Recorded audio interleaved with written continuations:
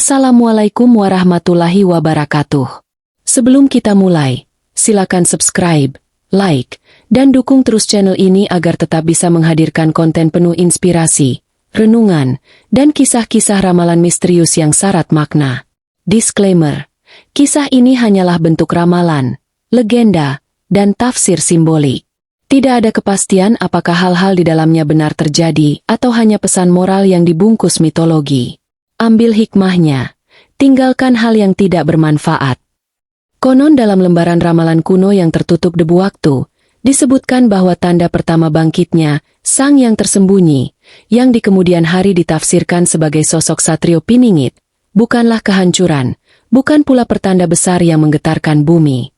Justru ia dimulai dari sesuatu yang sangat kecil, sangat sunyi, dan sangat mudah diremehkan.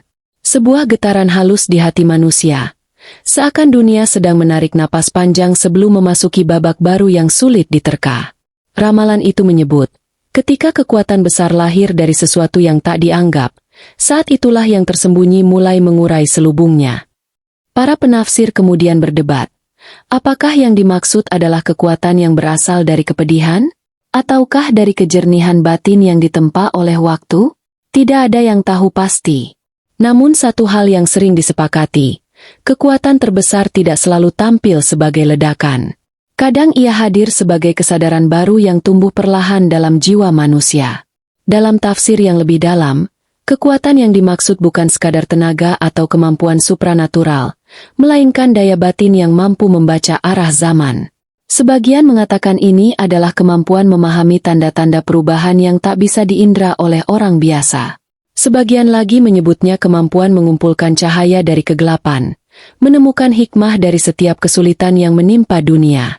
Ramalan itu juga menyinggung sesuatu yang membuat banyak orang penasaran. Ia yang dipilih tidak akan tampil sebagai pahlawan yang disanjung banyak suara. Ia berjalan dalam diam, bahkan tidak mencari pengakuan. Dari sini muncul dugaan bahwa kekuatan Satrio Piningit bukanlah kekuatan fisik ataupun kekuasaan. Ia adalah kekuatan pengendalian diri, kemampuan menahan ambisi, dan kebijaksanaan memahami ketidaksempurnaan manusia. Dalam dunia yang semakin gaduh, kesunyian semacam itu terasa seperti kekuatan paling langka. Ada pula penafsiran yang lebih mistis, bahwa kekuatan ini adalah kemampuan menyatukan tiga hal yang jarang mampu disatukan manusia: ketegasan, kelembutan, dan kejernihan hati. Seseorang yang dapat memadukan ketiganya akan tampak seperti pribadi biasa, namun di balik itu menyimpan pandangan jauh ke depan. Ia melihat apa yang tidak dilihat orang lain. Ia bersikap tenang ketika orang lain panik.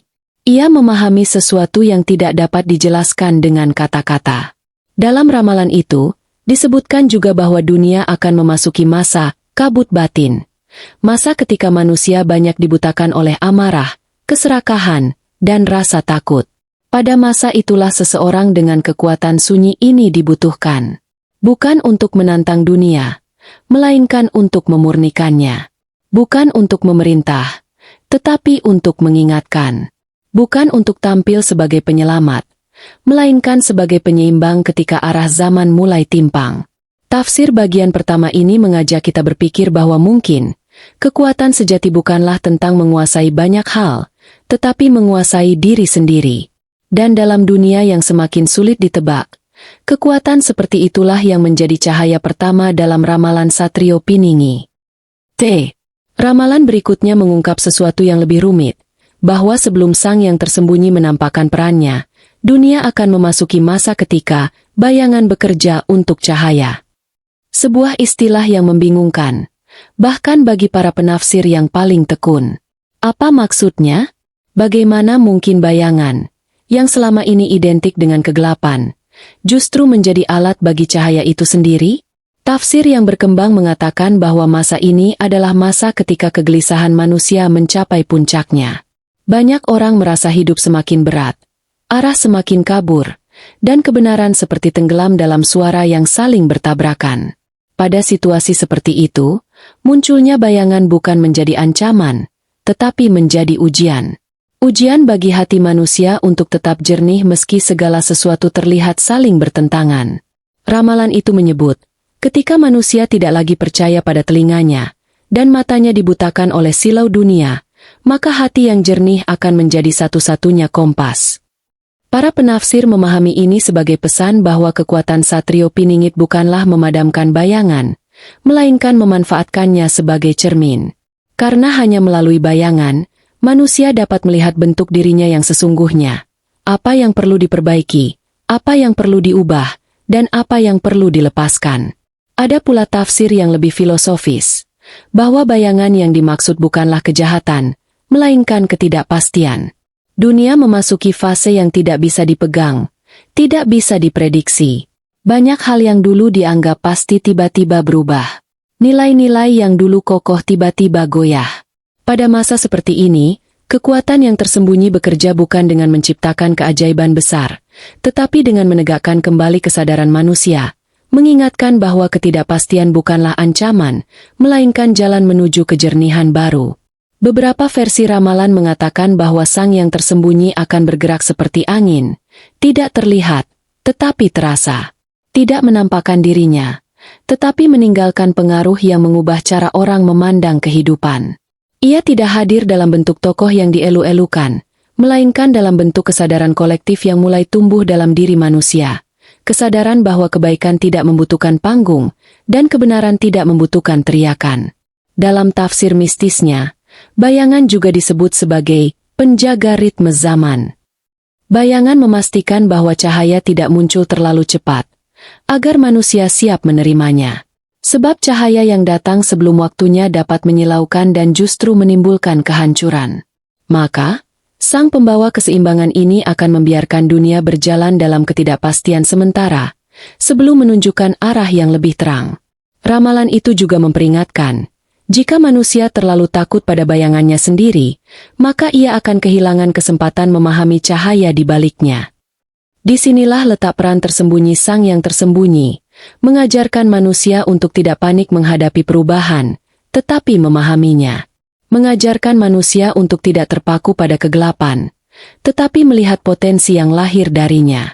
Bagian kedua ini menegaskan bahwa kekuatan Satrio Piningit bukanlah melawan bayangan, tetapi mengubah cara manusia memandang bayangan itu, hingga akhirnya manusia mampu melihat bahwa terang dan gelap hanyalah dua sisi dari pembelajaran yang sama. Dalam lembaran ramalan kuno yang paling sulit dipahami, terdapat kalimat yang sering dikutip tetapi jarang benar-benar dimengerti.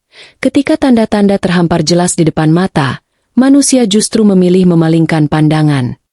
Kalimat ini telah menjadi bahan tafsir para penjaga naskah leluhur selama bertahun-tahun, sebab ia menggambarkan paradoks besar dalam perjalanan zaman. Semakin nyata pertanda itu, semakin sedikit manusia yang mampu membacanya. Ramalan ini tidak menyebut bintang, tidak menyebut langit, tidak menyebut gejala alam tertentu. Justru ia menyinggung tanda-tanda yang berada sangat dekat. Cara manusia memperlakukan sesamanya, cara dunia bergerak terlalu cepat, cara hati menjadi semakin jauh meski jarak semakin dekat. Inilah tanda yang paling sering diabaikan, karena manusia sibuk mencari keajaiban yang spektakuler, padahal pesan terbesar justru muncul melalui hal-hal yang terlihat biasa. Para penafsir sering mengatakan bahwa tanda pertama era ini bukan gempa, bukan angin badai, bukan langit yang berubah warna. Tanda pertama adalah hilangnya kemampuan manusia untuk saling mendengar.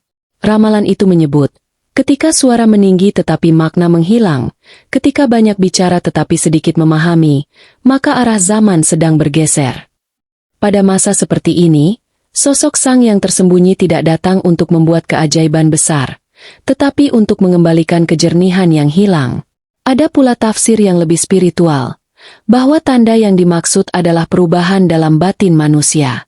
Banyak orang merasakan kelelahan tanpa sebab, keresahan tanpa bentuk, dan kehampaan yang sulit dijelaskan. Ini bukan penyakit fisik, bukan pula gangguan emosional biasa, melainkan resonansi perubahan zaman yang sedang bergerak. Dunia seperti sedang mengetuk pintu hati, meminta manusia untuk memperlambat langkah, namun justru semakin banyak yang berlari tanpa tujuan. Dalam versi ramalan yang lain, disebutkan bahwa pada masa ini, hati-hati akan kehilangan suaranya. Maksudnya, manusia lebih percaya pada apa yang tampak di luar daripada apa yang muncul dari dalam. Akibatnya, intuisi melemah, empati berkurang, dan kebijaksanaan tergeser oleh hiruk-pikuk informasi. Pada saat seperti inilah peran sang yang tersembunyi sangat dibutuhkan, bukan untuk memperkenalkan sesuatu yang baru, tetapi untuk mengembalikan sesuatu yang hilang. Yang menarik, ramalan ini juga menyinggung bahwa tanda-tanda itu tidak selalu muncul dalam kesusahan. Terkadang ia muncul dalam bentuk keberlimpahan palsu, ketika manusia merasa punya segalanya tetapi hatinya justru semakin kosong. Ketika dunia tampak makmur, tetapi ketenangan semakin sulit ditemukan. Para penafsir menyebut kondisi ini sebagai kegelapan berbalut cahaya, masa ketika manusia bingung membedakan mana yang benar-benar menerangi dan mana yang hanya menyilaukan. Dalam tafsir terakhir, ramalan itu menegaskan, tanda-tanda itu akan terus muncul, namun hanya mereka yang menjaga kejernihan hati yang dapat membacanya.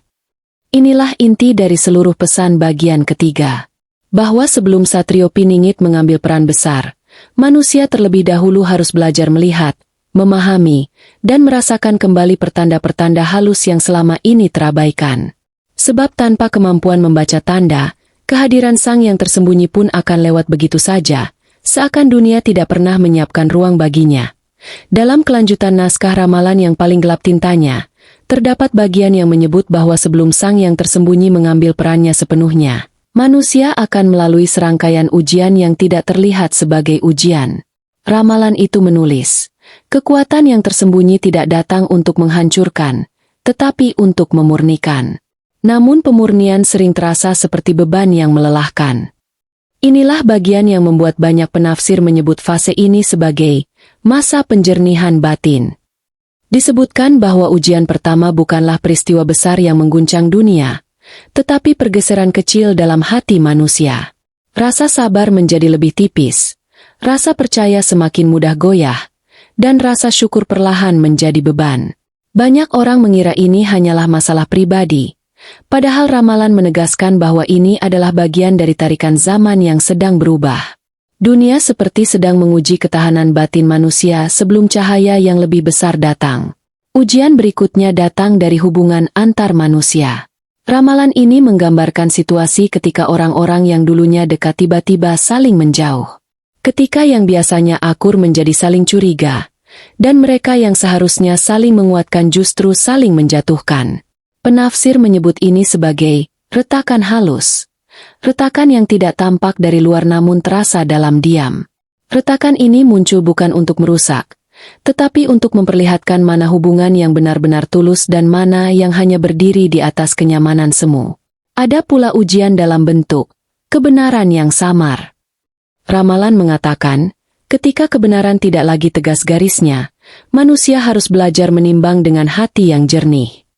Di masa ini, banyak hal tampak benar padahal tidak demikian, dan banyak hal tampak buruk padahal menyimpan pelajaran. Ini adalah ujian kebijaksanaan, ujian kemampuan manusia untuk tidak tergesa-gesa menilai, untuk tidak mudah terseret arus, dan untuk mendengar suara hati meski dunia berteriak lebih keras. Dalam tafsir spiritualnya, ujian ini disebut sebagai pembersihan cermin. Cermin yang dimaksud adalah hati manusia. Sebelum sang yang tersembunyi memperlihatkan arah besar perubahan, manusia harus membersihkan cermin hatinya terlebih dahulu. Sebab cermin yang berdebu tidak dapat memantulkan cahaya, meskipun cahaya itu terang sekalipun. Banyak orang merasa dirinya berada dalam masa tersulit hidupnya, padahal sebenarnya mereka sedang dipersiapkan untuk melihat apa yang sebelumnya tidak terlihat.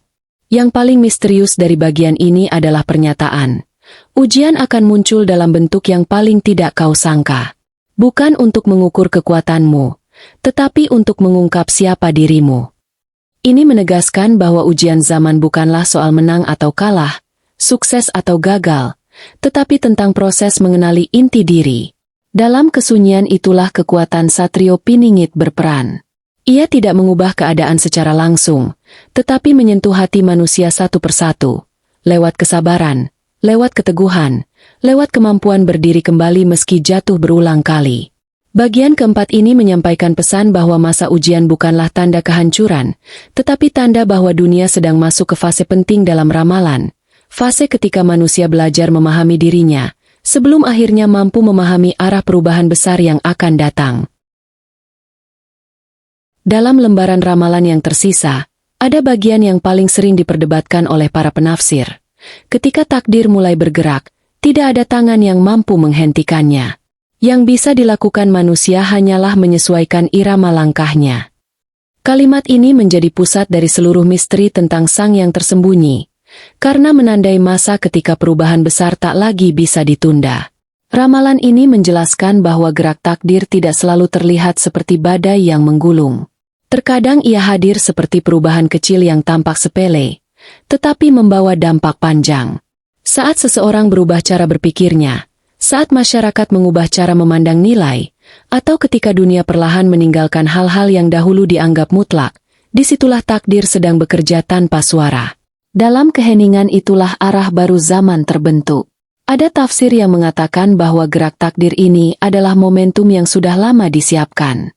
Bukan oleh manusia, bukan oleh kekuatan tertentu, tetapi oleh perjalanan panjang kehidupan itu sendiri. Ramalan menegaskan bahwa sebelum sang yang tersembunyi mengambil peran besarnya, dunia akan dipaksa untuk melihat dirinya kembali, seakan cermin sangat besar diletakkan di tengah kehidupan manusia, memperlihatkan semua yang telah lama disembunyikan di bawah permukaan. Pada masa ini, ramalan menggambarkan banyak orang akan merasa seperti kehilangan pegangan. Bukan karena mereka tidak kuat, tetapi karena fondasi lama yang selama ini dijadikan sandaran perlahan runtuh digantikan pandangan baru. Nilai lama teruji, dan nilai baru belum sepenuhnya diterima. Inilah masa peralihan yang paling sulit, ketika manusia tahu mereka tidak bisa kembali ke masa lalu, tetapi belum siap melangkah ke masa depan. Dalam tafsir mistis, gerak takdir ini sering digambarkan seperti sungai besar yang mengalir menuju laut. Manusia bisa berenang melawan arus, bisa mencoba bertahan di satu titik, namun akhirnya arus akan membawa semuanya ke arah yang sama. Para penafsir percaya bahwa Satrio Piningit tidak datang untuk melawan arus tersebut, melainkan untuk mengarahkan manusia agar tidak tenggelam dalam derasnya. Ia hadir untuk menunjukkan cara melihat arus itu sebagai bagian dari proses, bukan ancaman. Yang menarik dari bagian ini adalah penegasan bahwa takdir tidak datang dengan wajah yang sama untuk semua orang. Ada yang menganggapnya peluang, ada yang menganggapnya musibah, ada pula yang menganggapnya sebagai pemanggilan untuk berubah. Ramalan berkata, mereka yang menjaga kedalaman hatinya akan melihat makna. Mereka yang terjebak pada ketakutan akan melihat kehancuran. Dengan kata lain, bagaimana manusia merespons gerak takdir menentukan apa yang akan ia temui. Ramalan juga menyinggung bahwa pada masa inilah sang yang tersembunyi mulai muncul tanpa tampil. Tidak dalam bentuk sosok berharisma besar, bukan pula pemimpin yang diagungkan, tetapi sebagai kesadaran kolektif yang perlahan meresap ke dalam pemikiran manusia. Kesadaran bahwa dunia harus berubah, dan perubahan itu dimulai dari diri sendiri. Kesadaran bahwa kekuatan sejati lahir bukan dari dominasi, tetapi dari kejernihan. Bagian kelima ini memberi pesan bahwa takdir bukanlah sesuatu yang harus ditakuti. Ia adalah bagian dari perjalanan, dan setiap manusia diberikan kesempatan untuk memilih cara menghadapinya, dengan panik atau dengan kebijaksanaan. Dan dalam kebijaksanaan itulah, ramalan percaya, sang yang tersembunyi menuntun manusia menuju arah yang telah lama dipersiapkan. Dalam halaman paling akhir ramalan kuno itu, yang tintanya tampak berbeda, seakan ditulis pada waktu yang berbeda dari lembar sebelumnya, terdapat bagian yang disebut sebagai tabir terakhir. Bagian ini tidak menggambarkan kemunculan sosok besar dengan cahaya menyilaukan, tidak ada suara petir membelah langit, tidak ada tanda-tanda spektakuler yang sering dibayangkan manusia.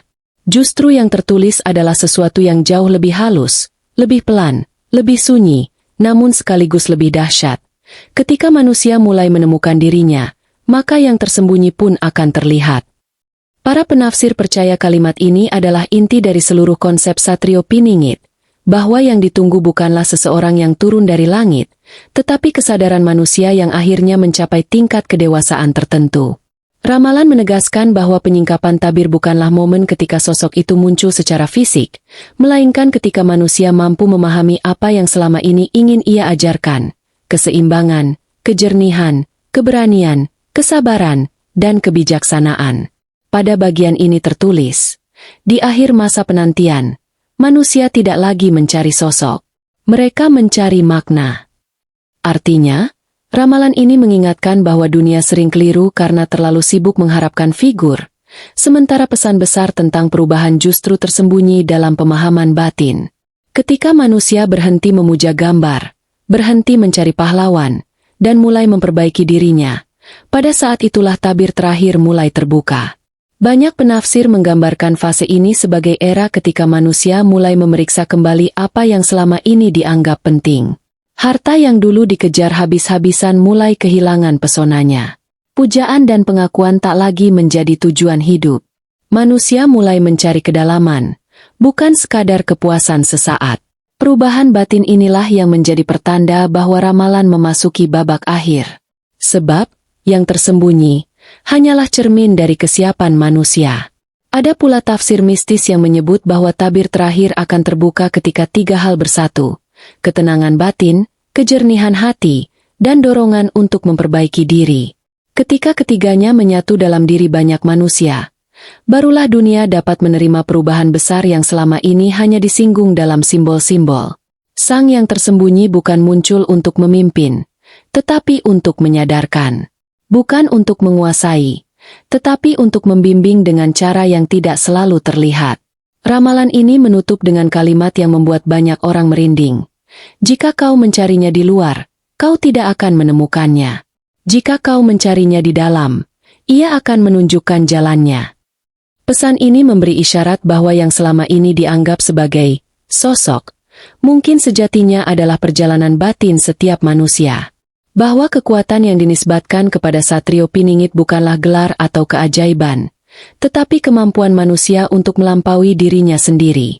Bagian terakhir ini juga mengajarkan bahwa perubahan besar yang diramalkan bukanlah tentang pergantian satu tokoh dengan tokoh lain. Ini adalah perubahan cara manusia memandang hidup. Ketika manusia mampu menjaga kedamaian di tengah kekacauan, ketika mereka mampu berdiri teguh meski dunia bergetar, ketika mereka mampu melihat cahaya dalam bayangan, disitulah ramalan menemukan maknanya. Dengan demikian, tabir terakhir bukanlah akhir dari perjalanan. Ia adalah awal dari kesadaran baru.